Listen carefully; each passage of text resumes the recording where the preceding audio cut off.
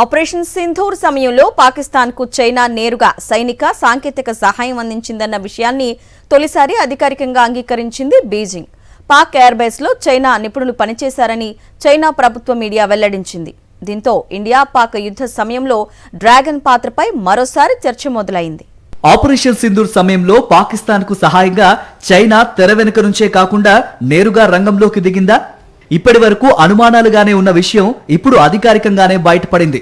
భారత్ పాక్ ఘర్షణ సమయంలో తమ ఇంజనీర్లు పాక్ ఎయిర్ బేసుల్లో పనిచేశారని చైనా ప్రభుత్వ మీడియా వెల్లడించింది.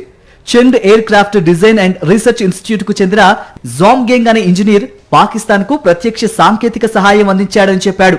యుద్ధ సమయంలో ఫైటర్ జెట్లు ఎగిరే శబ్దాలు, ఎయిర్ రైడ్ సైరన్లను నిరంతరం వినిపించేవని, 50 డిగ్రీల ఉష్ణోగ్రతలో పనిచేయాల్సి వచ్చిందని తెలిపాడు.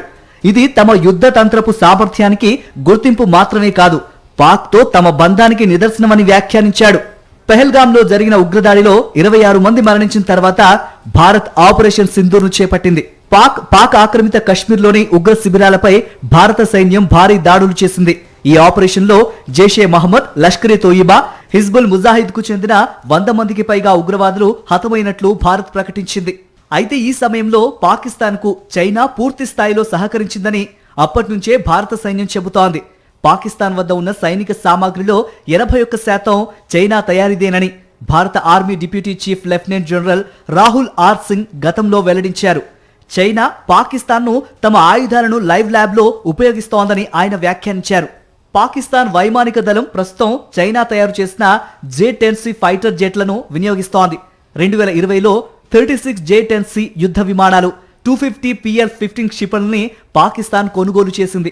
అంతేకాదు JF-17 థండర్ యుద్ధ విమానాల అభివృద్ధిలో కూడా చైనా కీలక పాత్ర పోషించింది. ఇక ఇప్పుడు పాకిస్తాన్ కు అత్యాధునిక J-35 స్టెల్త్ ఫైటర్ జెట్లను కూడా అందించేందుకు చైనా సిద్ధమవుతోంది. ఇదే సమయంలో భారత్ కు ప్రధాన శత్రువు చైనానేనని అమెరికా డిఫెన్స్ ఇంటెలిజెన్స్ ఏజెన్సీ తాజా నివేదిక పేర్కొంది. ఆపరేషన్ సింధూర్ సమయంలో పాకిస్తాన్ కు చైనా నేరుగా సాంకేతిక సహాయం అందించిందన్న అంగీకారం దక్షిణాసియాలో కొత్త భద్రతా ఆందోళనకు దారితీస్తోంది. ఇండియా పాక్ యుద్ధం వెనుక డ్రాగన్ పాత్ర ఎంత లోతుగా ఉందన్న దానిపై ఇప్పుడు అంతర్జాతీయ స్థాయిలో చర్చ జరుగుతోంది.